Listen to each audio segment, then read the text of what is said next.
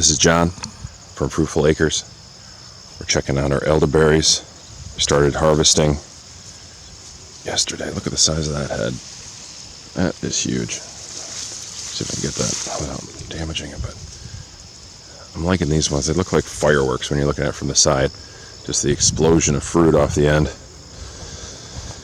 Let's see. So we started picking some yesterday from markets, and they all ripen at different times. So you can tell they're ripe a couple different ways.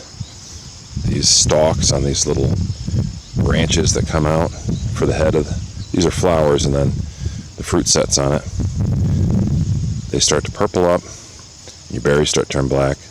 They may not all be the same color, even on one bunch. So you might have to go through and thin out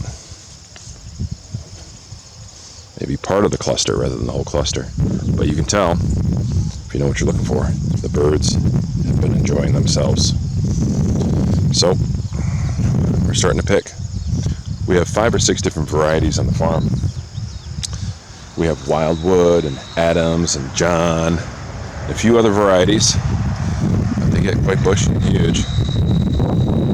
And there's one right there. It's looking good. So next year when we're taking cuttings, doing replantings from the wood that we cut off from growth of this year or the previous year, doesn't make a difference with elderberries. Push that in the ground. We will be utilizing that wood that's producing those big flowers, big clusters. Because if you grab the wood from the biggest tree, it's going to make the healthiest plants. Now here's some of the cuttings that I put in the ground this last year. We haven't done much to them. I should go through here and weed whack. You can see they even have little micro bunches on there. So that's cool. But see if you, I don't know if you can pick them out. It's a little overgrown, but you can see that right there. Every 3 feet. Now you do that, and in a couple of years, you get something like this. Boom. We just put that in the ground and let it go. A couple, 2, 3 years. There's another one right there, another one right there. Eventually, that's what we're going to do this whole row. That's what I've been doing, and I'm just going to do more of that because there's a big demand for elderberry. I was talking to a processor yesterday in the region, and he would definitely take a lot of elderberries if we were growing. And the good thing is it doesn't take long to get to this point where you can get a decent harvest. So we're harvesting now, probably over the next couple of weeks.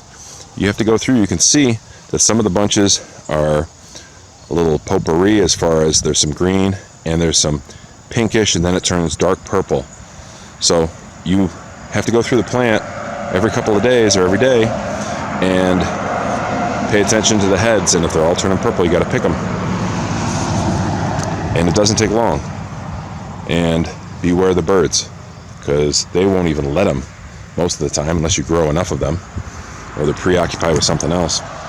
They won't even let them go to as ripe as they should be. We don't net anything. It's too much work. We have so many elderberry plants that if the birds have their piece, it's okay. But we're getting in here, harvesting. Let's see, look at these birds over here. They're jumping in. See them dancing around in there? I don't know if you can or not. Let's go say hello. There we go. Get out of here, birds.